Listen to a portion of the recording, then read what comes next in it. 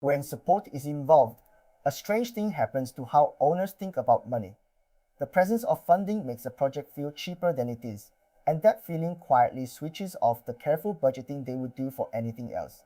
They see the part that might be covered, feel a wave of relief, and stop counting there, as though the rest of the cost had disappeared. It has not.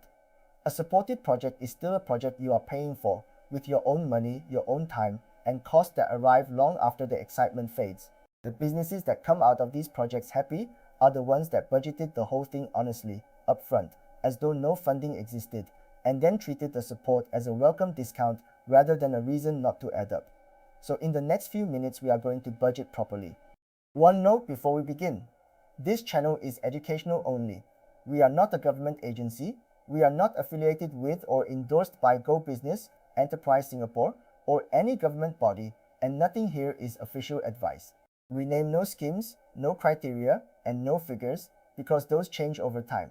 So we will always point you back to the official source, gobusiness.gov.sg, to confirm what actually applies to your situation before you rely on any of it. Why a budget is where projects fail. Projects rarely fail because the idea was bad.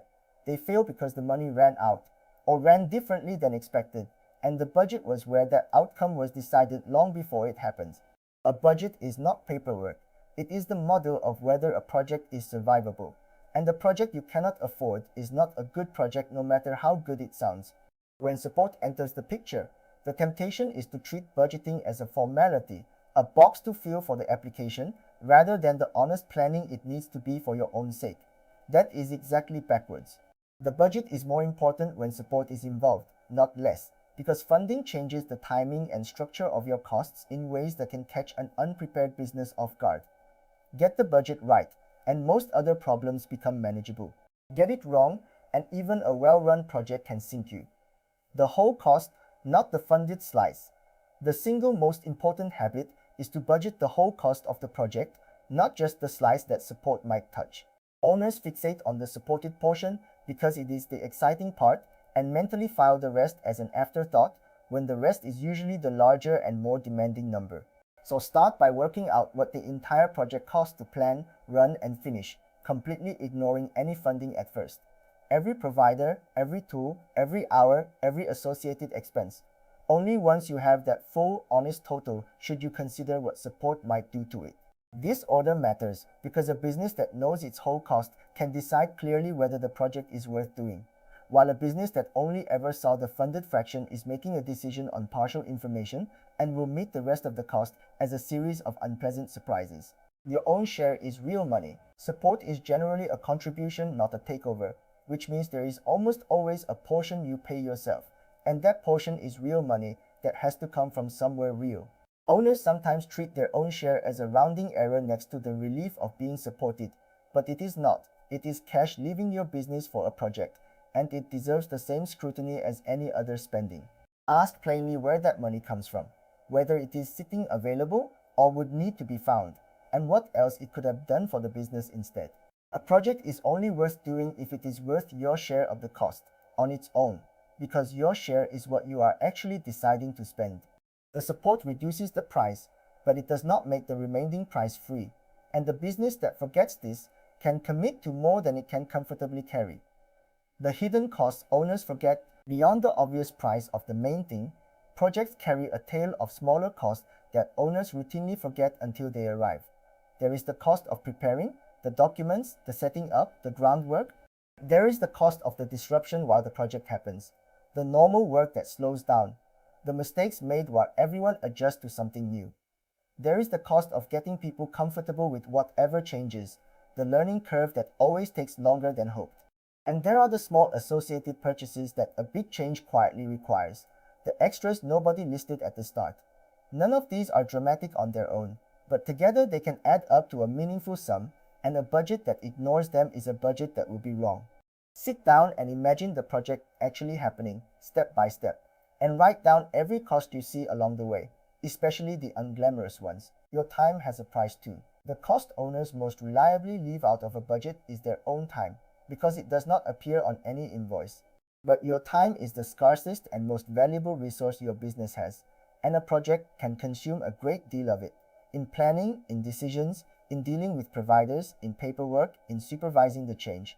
If those hours were not going into this project, they would be going into selling, serving customers, or improving something else that matters. That is a real cost, even though no money changes hands for it. And the budget that pretends your time is free will always understate what the project truly demands of the business. You do not need to put an exact price on your hours, but you do need to acknowledge them, honestly, as part of the cost, because a project that is affordable in cash but ruinous in attention is not actually affordable. The costs that arrive after the project. Many projects have costs that do not stop when the project does, and the budget that ends at the finish line misses them entirely. A new tool may carry ongoing fees. A new capability may need maintaining, updating, or supporting over time. A new way of working may require continued training as people come and go. There may be records to keep and obligations to meet for a good while after the work is done. These continuing costs are easy to overlook precisely because they lie beyond the horizon of the project itself. But they are part of the true cost of the decision, and they can outlast the benefit if you are not careful. So extend your budget past the finish and ask what this project will cost you not just to complete but to live with month after month, once the initial effort is over and the ongoing reality sets in. Build the budget from the bottom up. There are two ways to build a budget, and only one of them is trustworthy. The unreliable way is top-down, starting with a rough total that feels about right and hoping the details fit inside it. The reliable way is bottom-up, listing every individual cost you can identify and adding them together to see what the project actually comes to. Bottom-up is more work, and it is worth every minute because it forces you to confront the real components rather than comforting yourself with a round number. It also exposes the costs you would otherwise forget because the act of listing everything makes the gaps visible. When you build from the bottom up, your total is something you can defend and rely on because you know exactly what is inside it. When you guess from the top down, your total is a wish, and projects run on reality, not wishes. Trebi. No budget built by a human being is complete because no one can foresee everything, and the honest response to that truth is to add a margin. Set aside a sensible cushion on top of your careful bottom-up total for the costs you did not think of, the things that turn out harder than expected, and the surprises every real project produces. This is not pessimism, it is realism, and the business that budgets to the last dollar with no room to move is a business that will be thrown by the first thing that goes differently than planned, which is nearly guaranteed to happen. We will not suggest a size for your margin, because that depends on how well you understand the work and how much uncertainty it carries, but the principle holds regardless. A project with a cushion can absorb a shock and carry on. A project budgeted perfectly and tightly will break the moment reality declines to cooperate. Check the project pays for itself. Once you have an honest full cost, including your share, the hidden costs, your time, the ongoing costs, and a margin, you can ask the question that actually matters: is this project worth it? Set the whole cost against the honest benefit you expect, the real change the project will produce for the business, and see whether the one justifies the other. Do this with the support included because that is your real cost, but also glance at whether it would still be worth doing without support because that tells you whether you genuinely want the project or merely the discount. A project that pays for itself on honest numbers is one you can pursue with confidence. A project that only looks worthwhile if you ignore half its costs was never really worthwhile, and the funding simply hid that from you until it was too late to matter. Neben Plumbers before the funding. The order of operations is the quiet lesson under all of this. Build your honest, whole budget first. Decide whether the project is worth doing on that basis, and only then bring the funding in to see how it improves an already sound decision.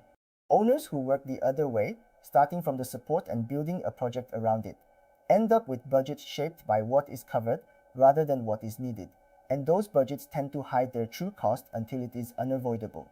Support should make a good project easier, not make a shaky project look affordable. So do the arithmetic as though no help existed, reach a clear view, and treat any support you then receive as a genuine bonus on a project that already stood on its own. That sequence keeps you honest, and honesty in a budget is what keeps a project from becoming a regret. Confirm what counts at the source. One important caution about budgeting for a supported project: what a given form of support actually contributes to, and how and on what terms varies and changes over time, and it is not for us to tell you which of your costs might be covered because we deal in no specifics here, and those specifics shift. So build your honest whole budget for your own planning and then take it to gobusiness.gov.sg to understand how any support you are considering actually treats those costs in its current official form. Read the official guidance for what a given form of support does and does not do, rather than assuming, because assumptions about coverage are one of the most expensive mistakes a business can make. Your budget is yours to build honestly. What the support does to it is a question only the official source can answer for your situation today. A closing thought. So here is the discipline to carry away. Funding makes a project feel cheaper than it is, so budget the whole cost as though no support existed and treat any help as a discount on an already sound decision rather than a reason to stop counting. Remember that your own share is real money, that hidden costs and your own time belong in the total, and that some costs arrive long after the project ends. Build the budget from the bottom up so you can trust it, add a margin because reality never cooperates fully, and check honestly that the project pays for itself before you commit. Plan the budget before the funding always. Remember too that everything here is general and educational. We are not a government agency and we are not affiliated with or endorsed by anyone. And we name no figures because they change, so confirm how any support treats your costs on gobusiness.gov.sg. If this helped you see the whole cost, subscribe for more plain English Singapore grant explainers, and we will keep helping you plan with your eyes open.